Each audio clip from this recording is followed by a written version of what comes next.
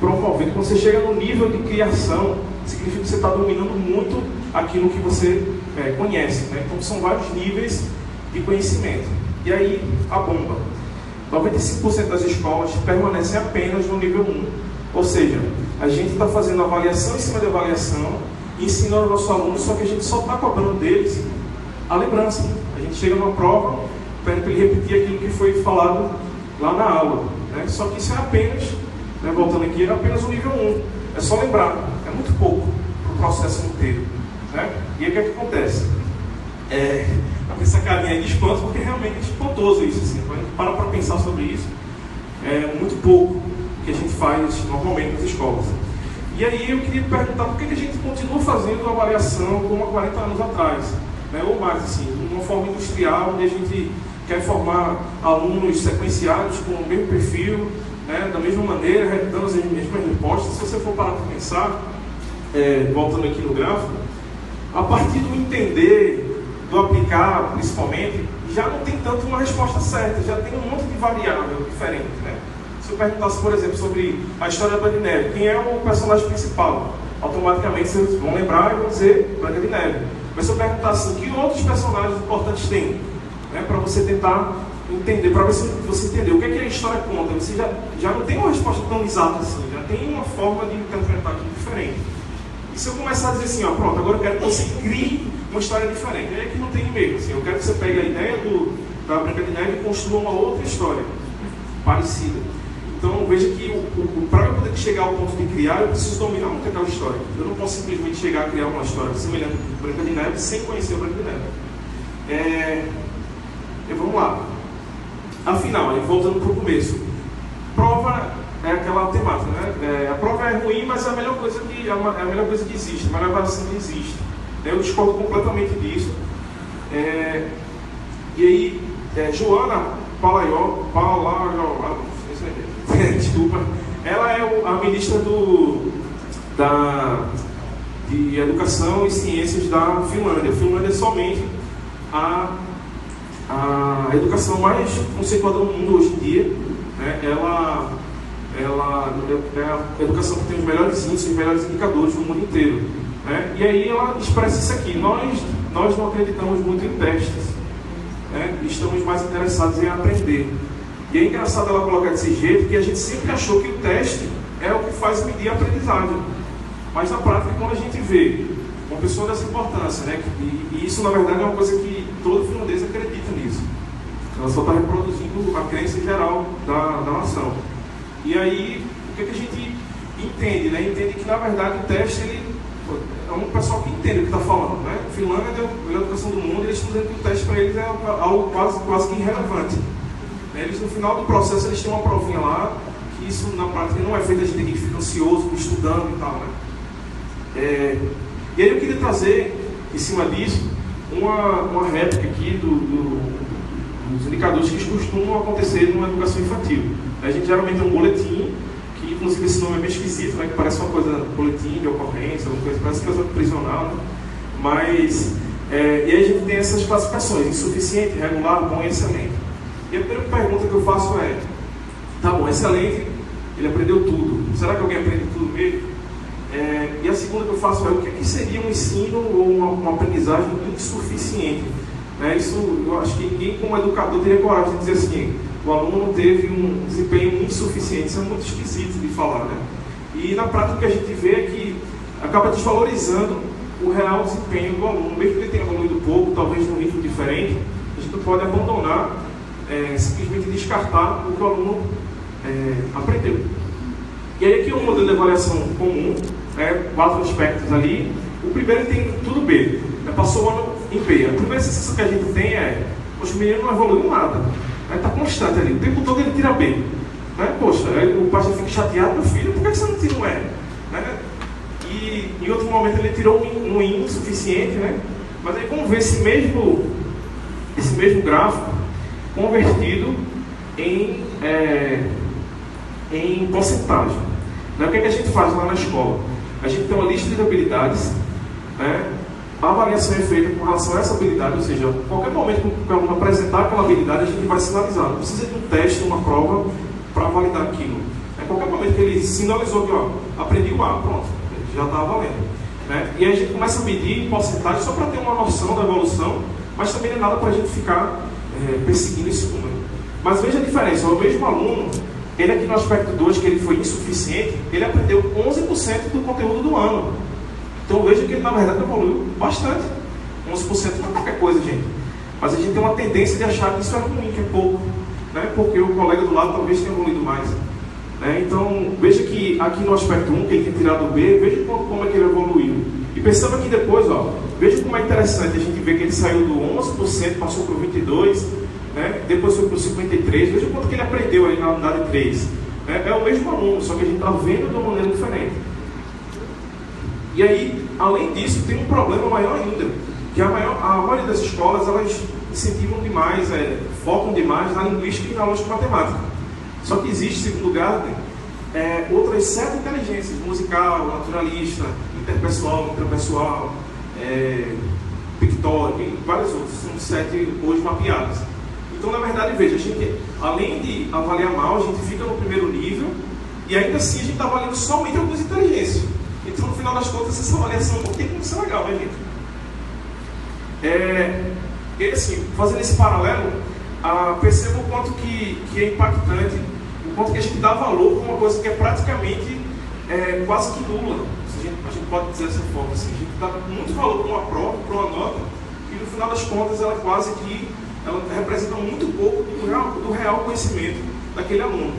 Né? E aí eu vejo como isso não é um pensamento tão novo assim. Einstein já meio que dava um sinal sobre isso. Ele fala, todo mundo é um gênio, mas se a gente pegar um peixe e avaliar ele pela capacidade de subir em árvores, ele vai gastar toda a sua vida acreditando que é um estúpido. Né? Então veja que isso não é uma ideia nova, né? E que cada um tem um caminho diferente, cada um tem um processo de aprendizagem diferente, a gente precisa respeitar isso. Certo? Então, quando a gente pensar em avaliação, vamos pensar num todo, vamos olhar completamente para o aluno, né? Olhar de maneira abrangente para o aluno. Tá certo, gente? Obrigado.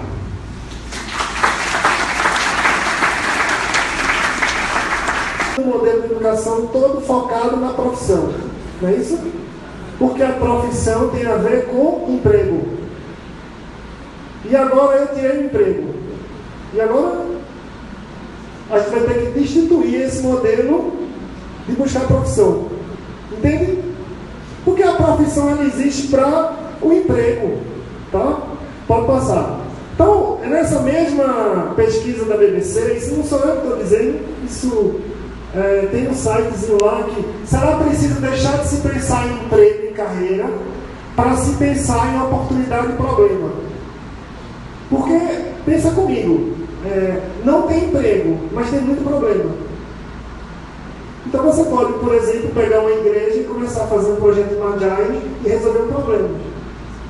Automaticamente você arrumou um trabalho. Entende? Mas se você for procurar um emprego, não tem. Agora, se você sair de casa atrás de uma oportunidade para resolver um problema, tem. Aí você resolve o problema, automaticamente você chama a atenção para você e você consegue um trabalho. Então veja a ordem inversa das coisas. Então como é que a gente agora coloca essa mentalidade dentro de uma escola? Já que todo processo escolar, universitário, enfim, escola técnica, tudo foi focado no modelo profissão, até hoje. A gente não vai conseguir destituir isso, mas alguma coisa a gente vai ter que colocar dentro do modelo de resolver problemas e oportunidades, muito mais além do que profissão. Né? Antigamente eu tinha uma profissão, professor. Depois que eu dei uma palestra, que eu perguntei, que me abriu nos olhos, o que é que essa faculdade está fazendo com você, eu mudei. Porque o que é que Genésio é hoje? Eu sei lá, eu sou tanta coisa. Esse projeto, pessoal, ele hoje está em várias universidades do país, porque as pessoas foram me procurando para fazer a mesma coisa que eu fiz naquela universidade, entende? Eu estou me reunindo agora com o MEC, eu estou me reunindo com o governador da Bahia, eu estou com projetos com a Secretaria de Ciência e Tecnologia do Mato Grosso. Eu nunca imaginei ser isso. Genésio está atuando mais como uma profissão? Não. Genésio passou a resolver um problema, que é transformar as universidades em um centro de empreendedores, entendeu? Pode passar aí. Então, qual é a principal barreira desse processo, que é onde vocês podem gerar essa reflexão de vocês? É o mindset, um negócio chamado parafuso mental, de como é que a gente muda um conceito de alguém que vai resolver, de vai procurar uma profissão, para alguém que vai resolver um problema, certo? Isso é uma mudança contextual de cabeça que a gente precisa, e inclusive uma mudança de cabeça do professor. Porque não tem como a gente ensinar alguma coisa que a gente não dá um exemplo. Como é que a gente vai ensinar uma pessoa a mudar o mindset, a ser criativo, se a gente não é criativo, por exemplo? Então, nós professores também temos que fazer esse modelo de mudança. Então é isso, essa diferença de estudar e aprender. Eu acho que o Porpinho já falou muito bem desse assunto. A gente precisa muito mais aprender. Esse é o modelo tradicional, parece com um quebra-cabeça, o que é um quebra-cabeça? Focado em borda, divisão de cores e, sobretudo, as pessoas constroem quebra-cabeça olhando no espelho, não é verdade? Então esse é o modelo normal de educação. Até a própria escola era assim, cheia de limites, cheia de divisão de departamentos e cheia de copia e cola de uma outra educação que fez em outro lugar. Só que o modelo que a gente tem que procurar da indústria criativa é muito mais um modelo de panos, porque o modelo dos panos não tem bordas, não tem cores e não tem espelho, certo? Mas isso dá uma certa ansiedade em todo mundo. Ah, tá, não tem borda, não tem cor, não tem espelho, e agora? Chega um aluno, chega para mim no meu livro e diz assim: Genésio, eu quero estudar Scrum. Pronto, o cara entrou numa situação que não tem borda, não tem limite e não tem espelho, porque ninguém na minha vida tinha chegado na minha frente querendo estudar um negócio chamado Scrum, que eu tive que ir no Google para perguntar o que era. Entende? Então, como é que a gente lida com situações fora do limite, fora das regras? E é assim que a gente consegue trabalhar a inovação. Então, isso é isso. A gente está na era do empreendedorismo agora. A gente já saiu da era agrícola para a industrial. Essa área industrial foi que criou esse modelo educacional, todo baseado no quebra-cabeça. Certo? Só que agora a gente já está na era do empreender, porque é justamente a era onde a pessoa tem que sair de casa não para procurar um emprego, mas para resolver um problema, né? Para buscar uma oportunidade. E como é que a gente ensina e trabalha nessa era? Vamos passar. E o professor agora tem que ser facilitador e não controlador das situações. E nós trabalhamos muito gamificação, porque se a gente não quer ter regra, limite, o que é regra limite? É prova, frequência, uma série de coisas que limitam, né, o aluno. Se a gente não quer colocar essas regras, alguma outra coisa a gente tem que colocar no lugar para engajar o aluno, certo? Para fazer com que ele participe. E isso se chama gamificar. Gamificar é eu pegar o que é que esses jogos de celular usam, que é tecnologia de engajamento. Essa galera sabe engajar no celular. Se a minha filha deixa de usar lá o celular, daqui a pouco apita no cavalinho lá, dizendo que ela tem que alimentar o cavalo, porque senão o cavalo vai morrer, e não sei o quê. Quer dizer, a galera sabe gamificar a parada. Então, se o pessoal sabe gamificar, beleza. Por que que eu não gamifico a minha sala de aula? Por que que eu não faço a mesma coisa? Não boto prêmio, não boto uma turma competindo com outra, não trabalho estratégias que são as mesmas estratégias usadas nos games, só que na vida real. Então eu transformo a minha vida real num game, certo? E aí se engaja. E se encaixa muito mais do que nota, do que frequência. Os meus alunos do Célula se matam para ficar na faculdade, dormindo na faculdade para trabalhar. É incrível isso. Eles começam a perguntar ao reitor, dizer: reitor, eu quero que a faculdade fique aberta, porque eu preciso dormir aqui e trabalhar aqui. Eles não almoçam, a gente serve coffee break, eles não vão, porque eles querem trabalhar. Tudo por causa de uma premiação, por causa de uma gamificação. Então a gente trabalha muito esse conceito de resolver problemas, que está dentro da área de startup, de ter seu próprio projeto de inovação, seu próprio negócio. E o foco não é construir coisas e produzir artigos, né? Que é muitas vezes o foco das pesquisas. O nosso foco é resolver problemas reais. Quais são os problemas reais que existem na sua redondeza? Vamos resolver. Qual é o problema real que existe na esquina? Vamos resolver. Estou terminando já. Então a educação aí é vista como ferramenta de transformação social. Paulo Freire já fazia isso há muito tempo, de usar a educação como veículo de transformar a sociedade. E tudo é baseado nessa primeira frase que eu falei, na época falei de forma despretensiosa, no sentido de que eu queria saber mais ou menos o que é que os alunos queriam chegar, e hoje eu faço tudo com base nisso daí. O que é que ele traz nos olhos, o que é que vocês sonham, o que é que vocês gostam.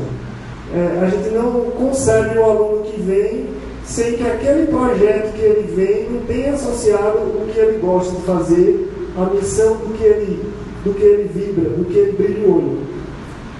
Então é isso. Babson é a melhor universidade do mundo hoje de empreendedorismo. E o que a Babson diz? Que a universidade é um lugar de vivências, não é um lugar de provas, não é um lugar é um lugar de vivências, de colaboração, de atividades multidisciplinares, de você juntar alunos dos vários cursos juntos, né?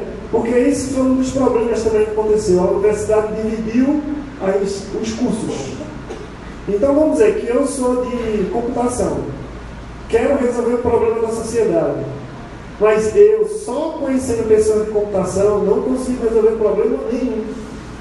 Porque um cara de computação falando com uma pessoa de computação, a única coisa que ele vai conseguir durante o curso é casar com alguém de computação. Porque resolver algum problema real ele não consegue. Eu fui de computação.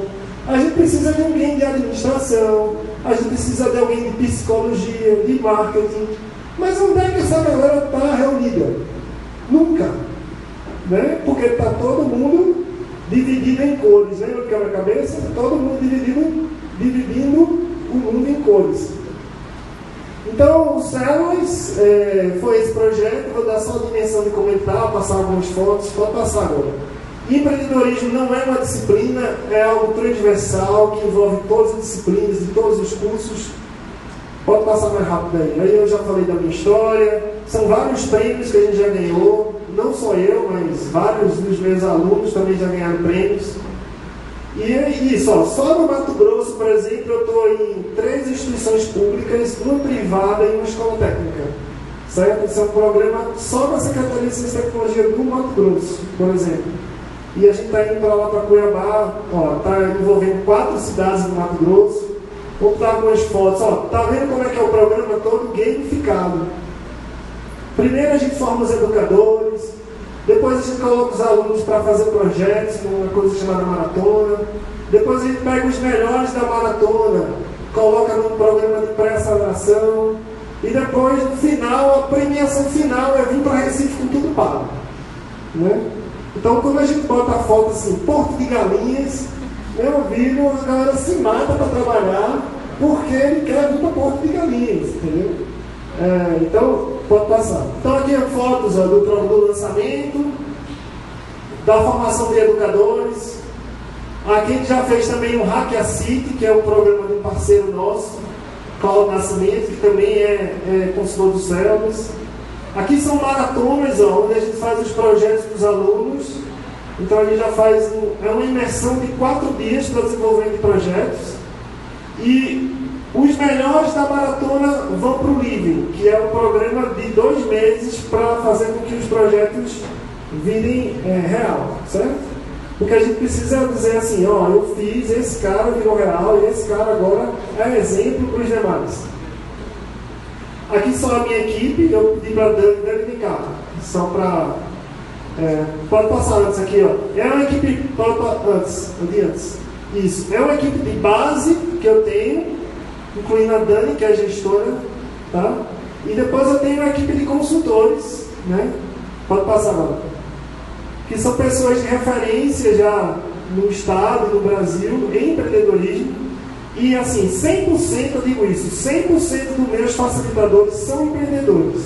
Então a gente não ensina uma coisa que a gente não faz, né? Então todo mundo, para ser consultor dos Células, tem que ser um bom empreendedor, e um deles é, inclusive, um porpinho. Dani, vem cá, faz uma palavrinha aqui, só para encerrar. Já acabou o tempo, então, é você que vai dar uma mensagem geral aqui, claro. A minha gestora, palmas para ela, só para referenciá-la. Sem ela, o Células não acontece, tem que ter uma mulher para organizar tudo por trás. É verdade, né? É verdade, tem que ter. Então, só para encerrar, gente, mesmo que eu nem sabia que eu ia ter que subir aqui, mas boa noite para todos. Eu acho que o empreendedorismo, e a gente às vezes acha que empreendedorismo é apenas abrir negócios. E aí, de repente, eu aprendi que empreendedorismo é tudo aquilo que a gente tem vontade de fazer e vai lá e faz, independente dos obstáculos, independente do problema. E aí, quando eu conheci o Células, uma porta se ampliou gigantemente na minha vida, e hoje eu posso dizer, eu sou empreendedora, eu sou uma empreendedora social e eu transformo vidas através do empreendedorismo. Então, hoje eu posso viver no meu propósito, porque lá atrás eu conheci o Células, eu entendi isso e hoje minha vida segue nesse propósito. Conversou com seu filho ou filha de 5 anos de idade, de 6, ou de 7, ou de 8, ou mais velhinhos, sei lá. Qual é o sonho? Não o sonho de profissão, mas o sonho de transformação da própria vida, né? O projeto de vida é essas coisas que a escola ajuda a organizar. E aí, assim, obrigado pelo convite, Porpinho, do pessoal do Espaço Criança, para conversar um pouquinho sobre tecnologia na aprendizagem, na educação. Aí eu organizei um conjunto de slides, mas que vão a apresentação desse tipo de coisa, ela vai se tornando gradualmente irrelevante quando você se depara com problemas emergentes, né? Eu fiquei com muito, desculpa, eu fiquei com muito mais vontade de conversar do que de mostrar slide, tá certo? Porque mostrar slide é aula. E uma coisa sobre a educação que para mim está garantido é que a aula é um sistema falido. É um conjunto completamente falido de metáforas sobre como a aprendizagem de verdade ocorre para a criança e para os jovens e para os adultos. Por que eu digo que a aula é um sistema falido? Primeiro, porque eu tenho certeza que pelo menos metade de vocês gostariam de se levantar e dar esticar um pouquinho. É ou não é? Vocês querem fazer isso? Por favor. Por favor. Sério, tá? Vou até subir aqui para dizer. Pode fazer som.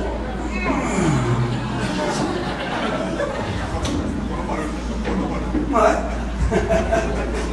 Pronto, se quiserem ficar em pé também pode.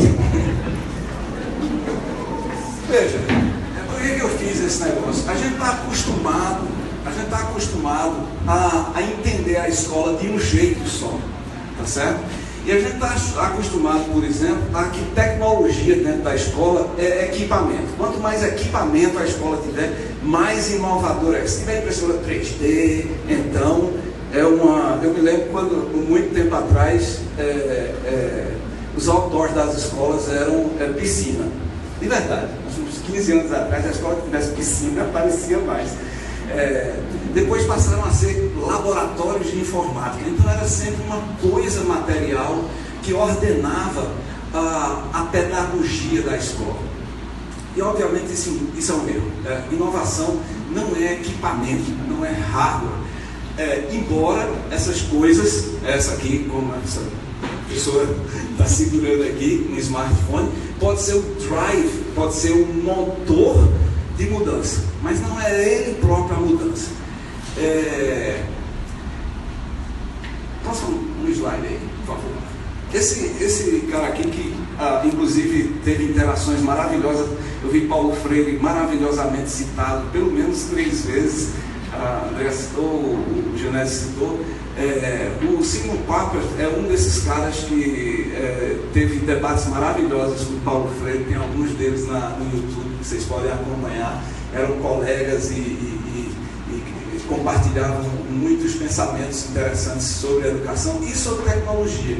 O Simon Parker é um dos caras que trouxe a ideia de tecnologias para a sala de aula. Como é que eu pego tecnologias que estão na cultura, na sociedade, e faço essas tecnologias transitarem para a sala de aula? E isso é bem freiriano, né? Porque Paulo Freire queria provocar essas aberturas da escola. Antigamente tinha a expressão a escola e a vida real.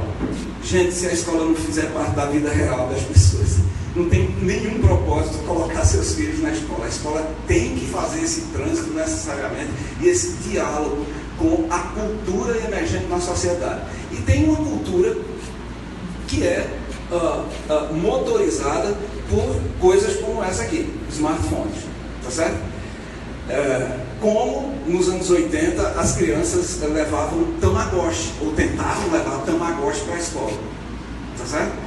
Mas os professores, eu era professor de crianças na década de 80 e eu era uma voz contrária a isso, mas os professores ajudaram a fazer um verdadeiro genocídio de Tamagotchis. Porque eles tinham que ficar em casa e os pais não sabiam controlar e matavam os bichinhos, porque não alimentavam os Tamagotchis, tá certo?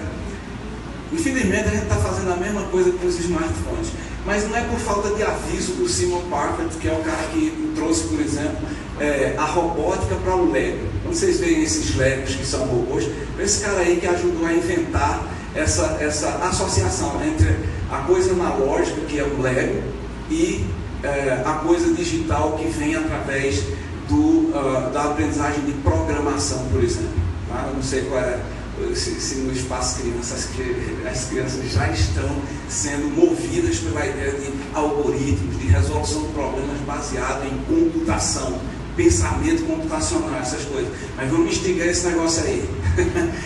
Mas não é o computador. Sem vontade de dizer esse negócio que eu acho arretado, nada seria mais absurdo do que um experimento no qual colocaríamos computadores na sala de aula sem mudar nada mais. E o que eu queria dizer com isso é que se a gente não organizar novos arranjos sociais para a escola, os computadores servirão apenas para potencializar as metáforas tradicionais da aula. Então a aula vai ser ainda mais aula. O que a gente tem que mudar são os arranjos sociais, quer ver? Então, se você não mudar os arranjos sociais da escola, uma sala de aula de 1917, ela parece exatamente igual a uma sala de aula de 2017, tá certo? Porque eu simplesmente vou estar apresentando conteúdos, e a gente não está mais no mundo de apresentação do conteúdo. A gente está fazendo isso demais, inclusive, hoje aqui à noite. Era para a gente estar em umas mesas, assim, todo mundo criando alguma coisa, porque as pessoas desejam hoje participação autoral, nem que seja só para dar like no Facebook dos outros. Mas isso é uma forma de participação autoral, é uma forma de você tentar influenciar o outro. É isso que a gente quer, tá certo? Então, eu não sei se está todo mundo vendo, porque essa projeção é um pouco pequena, mas a ideia ali é que você tem uma sala de aula cheia de computadores, mas as crianças estão organizadas exatamente da mesma forma que em 1917. Essa foto é de 1917. Eu catei uma 100 anos atrás na internet exatamente para fazer o contraste perfeito. Oi? Pode falar. Exatamente. Que são artefatos, tá certo? Então o que a gente tem que estar organizando são o que eu chamo dos novos arranjos sociais. Essa é a inovação que é catracada, digamos assim, pelos artefatos que estão nesses lugares, mas não são os artefatos em si que vai fazer. A gente tem que pensar esses novos modelos de educação, e os pais e mães, esse negócio de dar pais para mãe também não está correto não. Os pais e as mães são responsáveis também por participar de forma dialogada dessa autoria com as escolas. Essa é a minha opinião. Eu acho que é a opinião dos pais e crianças também. Tanto é que vocês estão aqui para a gente realizar esse tipo de troca. Que desenho, entretanto, é esse que a gente tem que fazer? O próximo slide vocês não vão conseguir ver, mas tem um negócio aqui que é fenomenal. Tem uma coisa acontecendo na nossa sociedade que a gente já se deu conta. Esses números só demonstram isso de forma quantitativa. As pessoas estão deixando de ver TV, certo? De 2011 a 2017, esses são dados dos Estados Unidos, mas isso é um fenômeno que se espalha rapidamente pelo mundo inteiro. E essa aqui é a quantidade de horas dedicada a cada um desses equipamentos de mídia naquele país. Tá? Esses dados se repetem. Opa, massa. Ó, já ficou um pouquinho maior, calma. TV, pronto aí. TV em 2011, as pessoas dedicavam 4 horas e 34 minutos por dia a esse equipamento, como fonte de absorção de informação. Vamos chamar dessa maneira. Em 2017, 6 anos depois, 3 horas e 58 minutos. Tá certo? Então, diminuiu radicalmente esse negócio e a tendência é de queda sempre. Não há uma só vez que há uma tendência a aumentar, então a gente espera que as pessoas estão cada vez vendo menos TV. Eu acho que vocês já notaram isso. Certo? Isso aqui é a TV aberta, tá bom? É a TV que a pessoa não pode escolher nada. Por outro lado, Netflix tem uma expansão, na mesma proporção.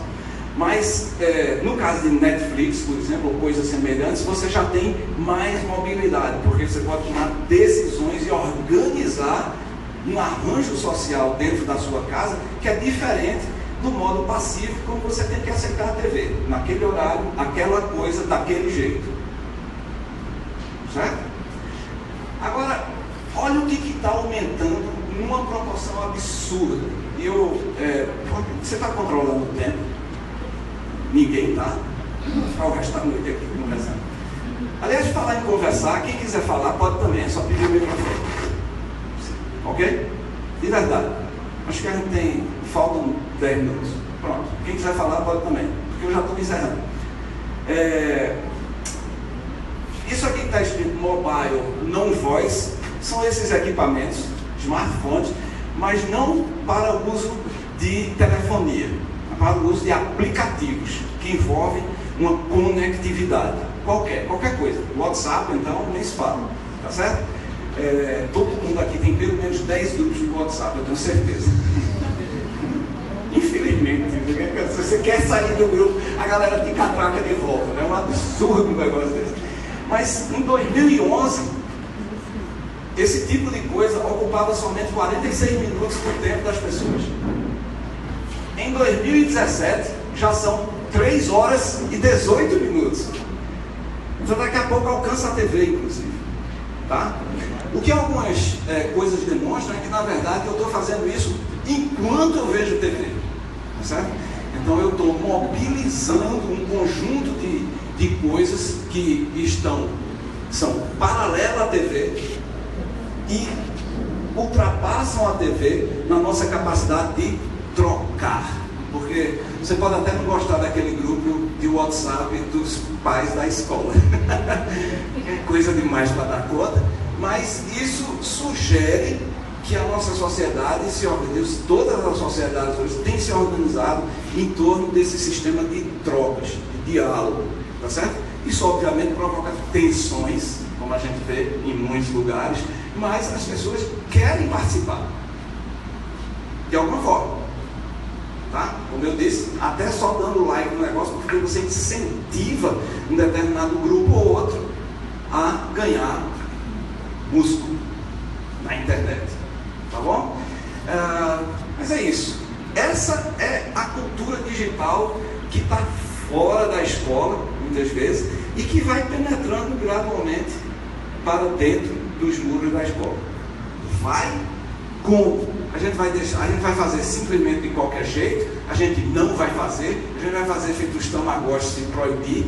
O estado de Pernambuco é um dos 7 estados do Brasil que proíbe o uso não pedagógico de smartphones nas escolas. Mas, como não há fiscalização disso, os professores ficam intimidados, principalmente os professores da rede pública, intimidados a usar os smartphones em atividades quaisquer, porque, obviamente, você não tem controle, 100% de controle sobre o que os jovens estarão fazendo com o smartphone. Então, é uma lástima, na verdade, na minha opinião, que a gente tenha desistido de desenhar um conjunto de atividades pedagógicas muito interessantes, com smartphones, por exemplo, por receios de que aquele negócio possa dominar a prática das crianças. Isso assim é a gente desistir de desenhar a inovação, desistir de desenhar a transformação que já está ocorrendo, como vocês veem, na sociedade como um todo. Então a escola é o lugar desses confrontos, a escola é o lugar de desenhar a inovação, a escola é o lugar de perguntar, como a família é também, é o lugar de perguntar qual é o sonho, qual é o seu sonho, para uma criança assim, de 7 anos, 8 anos de idade. Aliás, vou aproveitar e ninguém quer falar não? Não? Tem certeza? Vou aproveitar e recomendar para vocês um filme maravilhoso que tem exatamente essa temática, lançado recentemente pela Maria Farinha Produções. É um documentário produzido, financiado pelo Instituto Unibanco, que é o Instituto de Responsabilidade Social do Banco Itaú, chamado Nunca Me Sonharam. É um filme sobre jovens, muito legal, que mostra como os jovens hoje se sentem abandonados porque não lhes perguntam qual é o seu sonho. Tá certo? E nós, na verdade, não temos estruturado uma educação suficientemente robusta e sofisticada em termos do desenho pedagógico da escola, em geral, tá certo? Para apoiar a criança e o jovem no desenho desse sonho, na construção desse sonho. Tá certo? E isso, senhoras e senhores, é impagável, porque o mundo é feito de sonhos que são gradualmente construídos, certo? Mas se a gente não sonhar, a gente não tem mundo nenhum para construir. E talvez seja isso que está acontecendo hoje, esse caos social, essa crise, é falta da gente escutar o sonho dos outros, certo? A gente está sem tempo, sem tecnologia. Acabou? Pronto. Oi? Posso ficar à vontade? 5 minutos. Não, eu acho que a mensagem é essa. Como é que a gente vai tratar esta questão da transformação da sociedade de alguma forma regulada pelo uso todas essas tecnologias? Eu usei aqui como exemplo principal o smartphone, mas essas coisas, o Genésio citou impressoras 3D, a gente tem inteligência artificial e robótica vindo com muita força, foi citado ali também. Se você pular 2 slides, tem um negócio aqui que eu queria mostrar. Pode ir. Esse aqui. Dá uma ampliada geral. Isso aí é um estudo feito por uma instituição da Califórnia chamada Institute for the Future. É uma galera que estuda futuro, tá certo? Instituto para o Futuro. Eles fazem estudos, a gente não chama mais hoje futurologia, a gente chama futurismo. Futurologia é coisa de adivinhação. Futurismo é você perceber os movimentos emergentes das tecnologias e das sociedades e ver o que vai definir como o mundo vai se organizar nos próximos 5, 10, 15, 25 anos. Você sabe que o Recife, a cidade do Recife, tem um grupo pensando nisso, chama ARES, Agência Recife de Inovação e Estratégia, desenhando o Recife dos 500 anos. Daqui a 37 anos o Recife fará 500 anos de idade. Tá certo? É uma jovem senhora ainda, que precisará lidar com mudanças climáticas, ou seja, ontem estava fazendo 26 graus em Recife, um frio maravilhoso, e hoje tem esse calor terrível. Então tem mudanças climáticas que estão vindo, que a gente tem que lidar, e essas coisas vão ter que ser pensadas em termos de um conjunto de competências que requerem essas tecnologias, mas requerem principalmente a gente fazer uma imersão profunda em coisas que a gente não tem pensado muito. E é isso que eu tenho pedido às pessoas para começar a pensar. A gente tem que organizar na escola como é que essas crianças, desde pequenininhas, podem desenvolver competências relacionadas a pensamento computacional, por exemplo. Resolver problemas como em termos de algoritmos, por exemplo. Inteligência social. Como é que a gente conversa, como é que a gente convence. Quanto as nossas escolas trazem para o debate a questão de construir argumentos. A gente sabe argumentar coisas, a gente passeia pelo Facebook, né? Todo mundo tem uma opinião, mas argumento é uma opinião justificada. A gente sabe construir justificativas para nós opiniões e assim por diante. Então tem um conjunto de competências emergentes que a gente vai ter que dar conta de alguma maneira. As tecnologias potencializam esse novo desenho, esse novo arranjo social emergente para problemas absolutamente enormes que a gente tem que resolver e para os quais suas crianças são o sonho para a gente realizar isso. Obrigado.